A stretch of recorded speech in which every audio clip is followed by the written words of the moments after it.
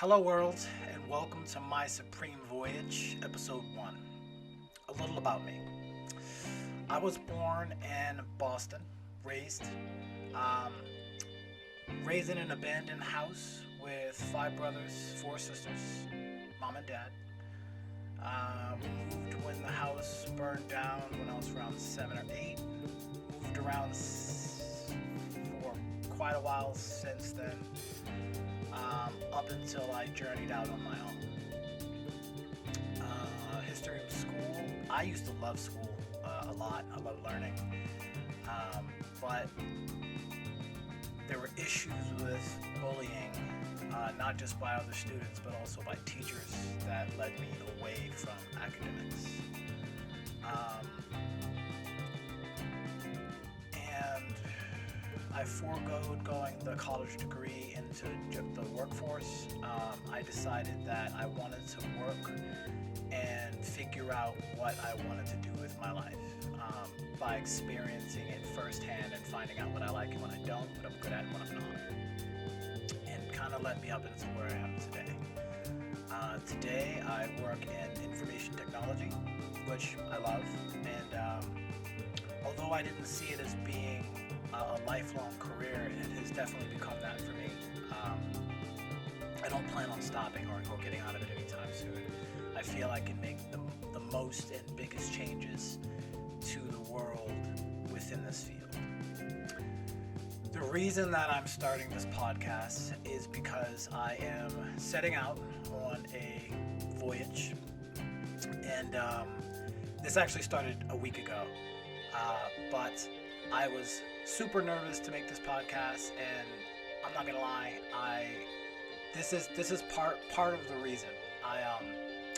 I want to tackle fears. I want to tackle things that have held me back, because I know that it's not real. It's just voices in my head. It's voices from people that I allowed to stay in my head, and I'm robbing myself and I'm robbing the world of being who I can be and giving what I can give. So that's the reason that I call this a Supreme Voyage. It's really a journey to become one's best self. And by best self, I really mean your true self. The version of yourself that gives the optimum amount you have to give to the world while fulfilling your needs and desires. And diminishing the negative impacts you make on the environment you live in with the foresight of the repercussions of your actions. You have to find what brings you joy, that can also bring positive change to the world. You have to find what you enjoy that generates positivity in your life that doesn't negatively impact others. You have to tend to your well and never let it run dry. And you have to self-reflect, meditate, practice gratitude, and educate yourself regularly. That's what I believe is necessary in order to become your best self. It's a journey. It's not one day you wake up and there you go. It's a journey to become who you're meant to be. And what I mean by your well, you need to work on your well until it overflows. And your well is basically your financial situation, how you make your money, your mental equilibrium, what keeps you grounded mentally, what keeps you balanced. You have to find that out. It's your responsibility to do so. Your health, again, your mental health, your spiritual health, and your physical health should be part of your responsibilities to yourself and to the world and the people that you love. And your resources, money, time, energy, the contacts in which you rely on,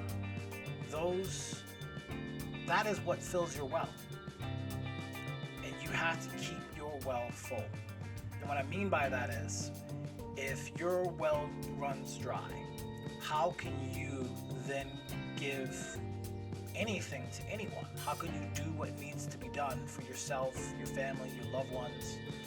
I believe there's a series of bubbles we all have. One being the bubble in which you occupy yourself, where only you exist. And if you're not doing what is necessary for you to exist, you can't go out. You can't expand outside that bubble. If anything, you're taking away from other people and pulling it into yourself instead of maintaining yourself. The next bubble is your friends, family, your loved ones. If you're not filling your well to the point where it runs over for you, you're not going to have very much to spare for the people that you care about and love. And again, once you're maintaining your well and adding to your well to the degree that's necessary, then your well overflows and you're able to give freely to the world without worrying about your well running dry. I believe it's important to, goals are important, but I don't think that we should operate on a goal system. It's kind of pointless.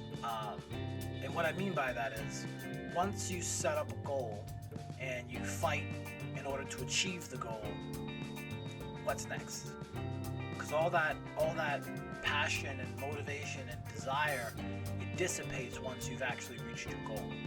So the key is not to set up these goals. You can have goal posts, but this is a system.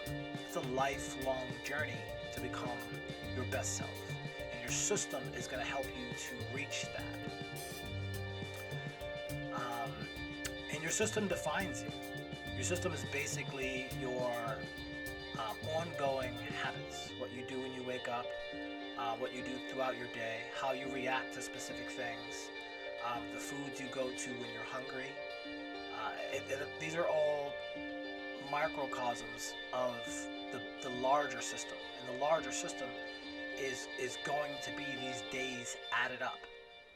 So what I mean by that, for instance, is 1%, 1% over the course of 30 days. So 1% in the right direction. Meaning, if you're trying to read, you can pick up a book, for 5 minutes a day and read 5 minutes a day for 30 days. Or you can pick up a book, read as many pages as you can, and let's say you read 60, and then you don't touch the book again for another 30 days. Why would you pick it up again? You're most likely not going to. But if you create the habit of reading 5 minutes every day, that's a sustainable habit. It'll keep you online with your goal if your goal is to read more and more regularly. Fear. I believe that fear is the killer of all dreams. And I think a lot of people don't realize that most of the fear is with starting. Because we'll tend to go on this long journey in our head of what could go wrong. Anything can go wrong. You can't, all you can do is deal with it when the time comes. Be precautious of things that could go wrong and deal with it if it does go wrong, if it starts to look like it's going wrong. But you have to start. You just have to start, even if it means showing up. If you're trying to get into going to the gym again, just start off with just going to the gym, even if you don't do anything. Go in, scan your card, maybe even hop on a treadmill, walk for 2 minutes, leave. Get used to that routine. So then getting up and going to the gym, that's not a big deal anymore. Maybe getting up, going to the gym and working out for an hour, baby steps, Baby steps are going to add up to this goal in which you have. Because if you go to the gym and you kill yourself for 2 hours and you haven't gone to the gym in a year, you're probably not going to want to go again after that. You're going to feel like crap. You're probably going to be sore as all hell. It's not going to be a good motivating factor in your life. So, baby steps. And again, this is something everyone knows, but it's also just worth saying because you have to you got to keep a self mantra. You just got to say these things to yourself every day, every time things get hard. And success comes with persistence. Meaning you have to be persistent. You have to buy in to your process. You have to buy into it. Otherwise, it's not going to work. It's not going to be sustainable. You have to know that these things will add up later on. And it's definitely a new state of mind that I've been seeing in our society, where people don't want delayed gratification.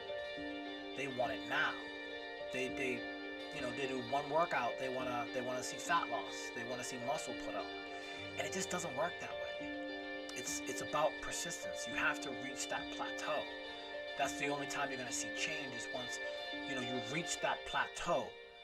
Just like you don't get an amazing view until you get to the top of the ridge. If you want that amazing view, but you're not willing to climb that mountain, you don't get the view. You get stories of the view, pictures of the view, but you don't get to see it unless you are going to be persistent and you're going to stick with it until you have made it. And you'll never regret the attempt. You'll never regret attempting to do something that scared you, but you will regret never attempting. And I'm not gonna lie, from the amount of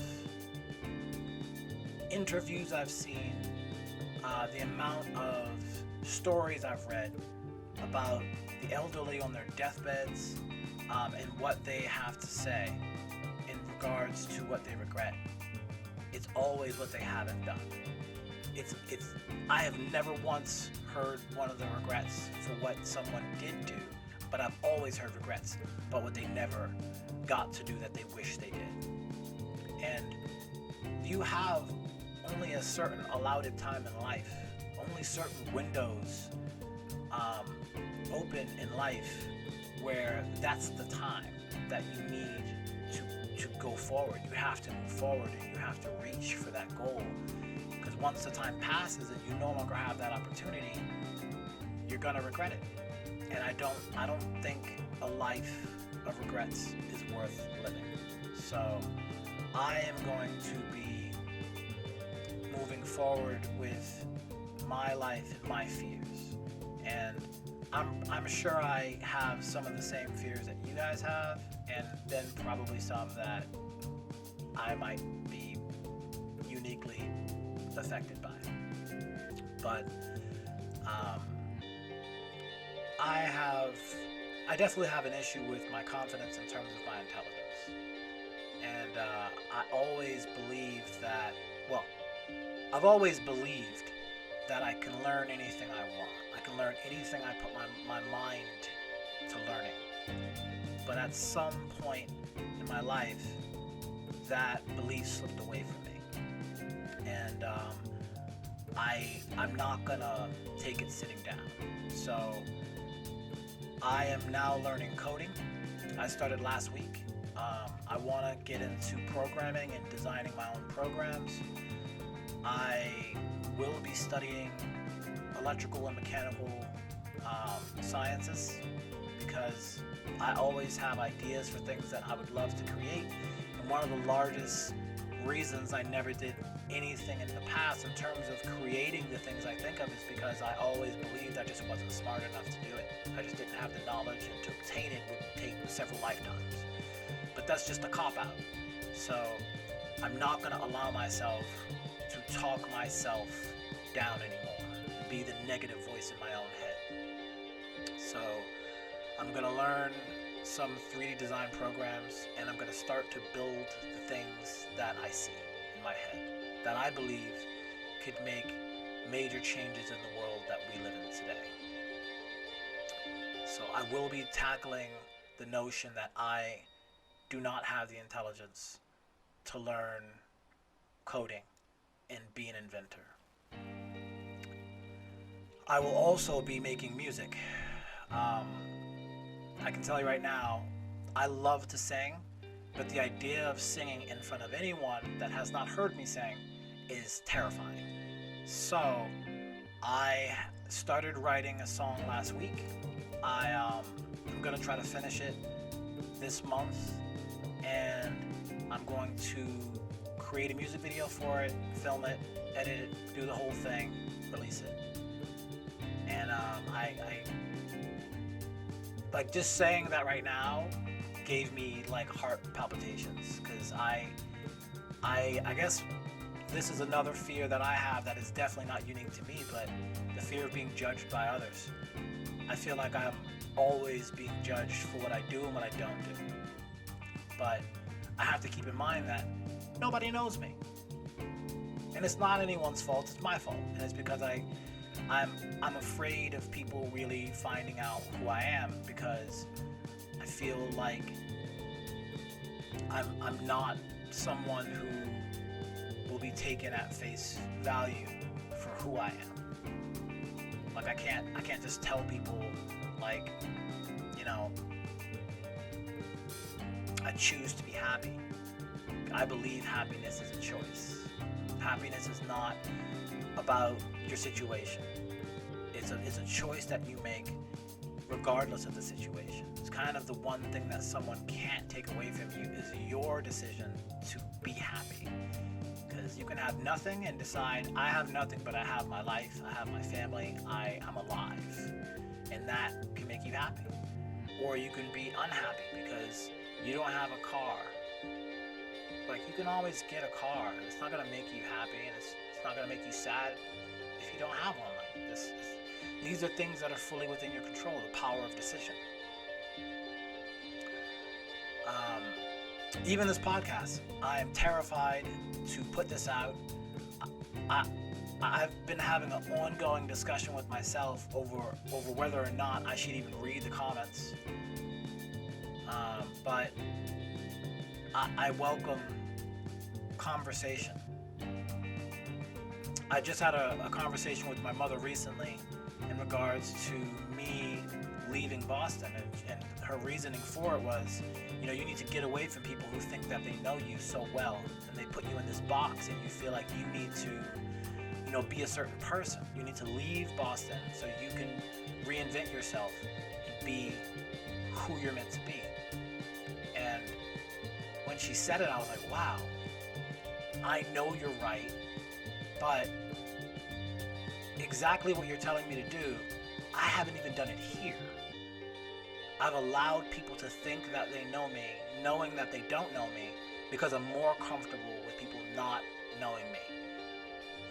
And it's just a cop-out. I would rather be myself. I'd rather be me and have the people who like me for being me like me, and the people who don't like me for being me. They don't have to be around. They don't have to be near me. They don't have, I have love for everybody. I understand that, you have to be able to walk in other people's shoes to understand their perspectives on life and know why they make the decisions that they make. So, for the most part, I believe we are all the same consciousness. We're just born in different bodies. We go through different things, and we become who we are because of those things, because of those experiences. But then choice comes in. And choice is, do I allow my circumstances, or the circumstances that I had in life, to decide who I will be for the rest of my life? Because your past isn't you. Your past is your decision. You are your decisions. So you have to start making decisions that'll equate to a better future for yourself, and a better future for the world, and a better future for the people that you love.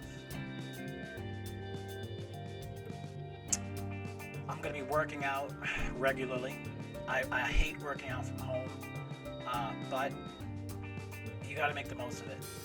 Again, it's really not about what you like and what you don't. You have to do what you know is necessary to get closer to the goals that you set. One of my goals is to be in the best shape of my life, and then stay that way. So my miniature goal is getting into the shape that I believe is the best shape I can be in at the time. My long-term goal is to stay that way. So create a system that makes not just keeping myself in shape, but keeping myself healthy a permanent aspect in my life. Food and nutrition. I starting last week, I've gone to eating one meal a day. I'm still struggling with that because I keep thinking that I am making enough food or getting enough food, and then I eat, and after I eat, maybe an hour and a half to 2 hours after, I feel hungry. But I don't know if it's hunger or if it's thirst, or if my body is just not used to the new schedule yet. I'm not sure, but I would love to have discussions with people in regards to food and nutrition. I have gone down that rabbit hole so many times that I've literally made a website for anyone that has any questions in regards to any of this stuff. I've compiled as much information as I possibly can there. So this is talking about the vegetarian diet, the paleo diet, the vegan diet, which is different than the vegetarian diet, the carnivore diet, the keto diet. I've gone to great lengths in understanding fasting, what it does to the body, as well as cold showers, ice baths, sauna treatment,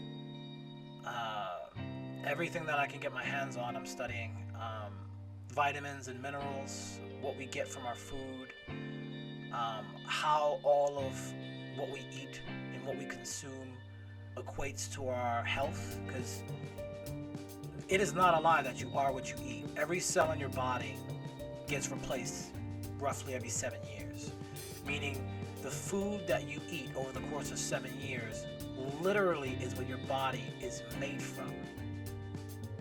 You know, when you bring that into consideration, is what are you building yourself out of? Food, for the most part, to me, is fuel, and I enjoy that my past and personal training has allowed me to reach the point where I can see food as fuel, because you need to be able to sometimes. You're not just eating because things taste good. If it tastes good, awesome. If it doesn't, okay. What nutritional value are you getting from it? Why are you eating it? Why is it a necessity? You need to know these things because it'll make you want it more. And dance. I've been dancing now for over 15 years. Started off solo, joined Floor Lords. I was with them for about 14 years. Back to being solo. It's weird not being able to dance with people that I used to dance with and enjoy dancing. It's weird not having an open practice anymore. But I love dancing. I love dancing. I've never felt more free in myself than when I get lost in the music. And there's that freedom, the power, the control within the movements themselves. I love surprising myself and doing things that I didn't think I could do. I don't plan on stopping anytime soon. So I need to learn to enjoy dancing alone, because that's always been a struggle for me.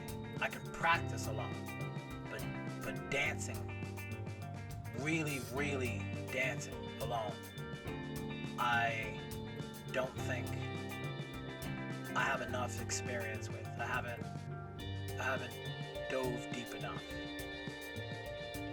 And what I mean by alone is not recording it to share with the world.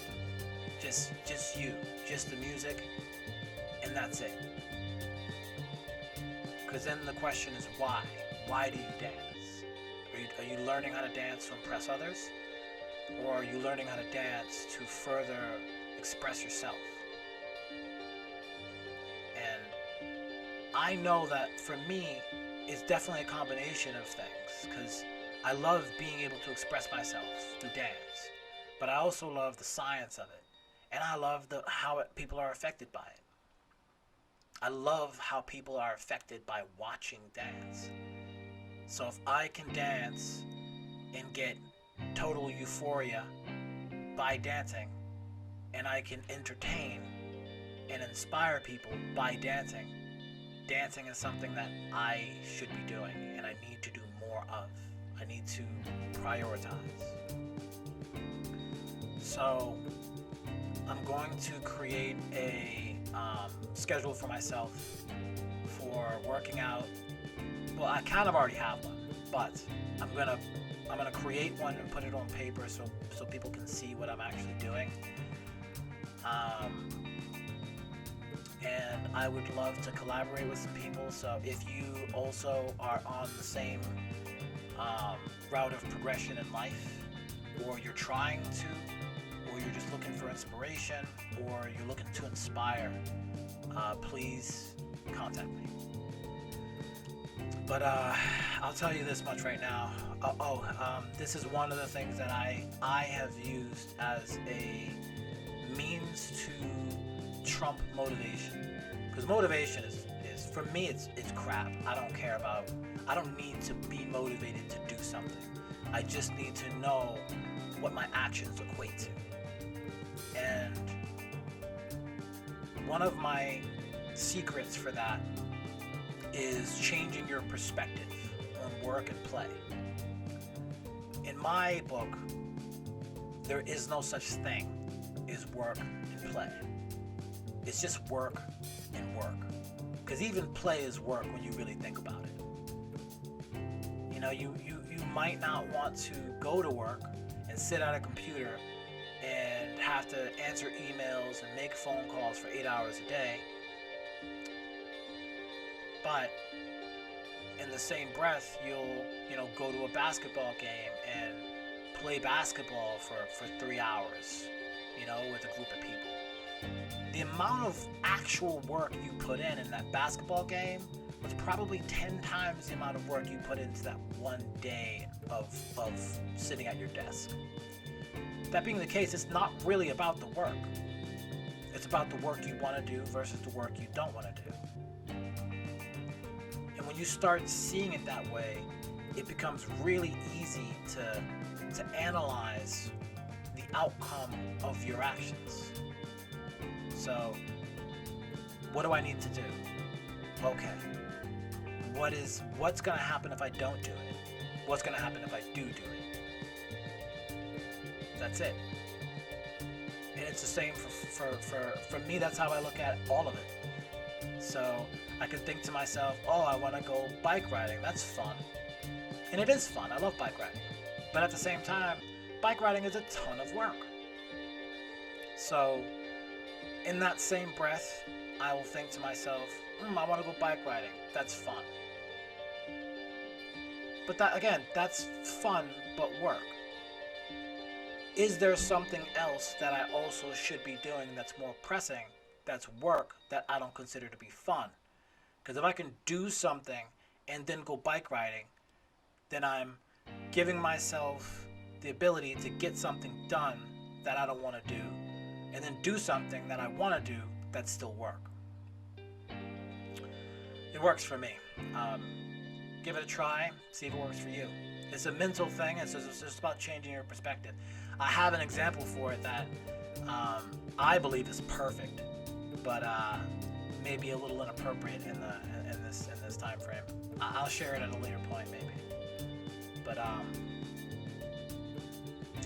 I'll say this: I'm proud of the fact that I just did this, because I've been trying to do this. I'm not gonna lie, for maybe 2 months, but I allowed my anxiety in regards to this to stop me over and over again. And I think this past week of trial and error when it comes to doing things that terrify me has inspired me to just go with it. Also a shout out to my friend Manuela, who started her podcast recently about travel. Definitely check it out if you have the chance. I'm going to look it up right now so I can actually give her a proper shout out versus just trying to remember.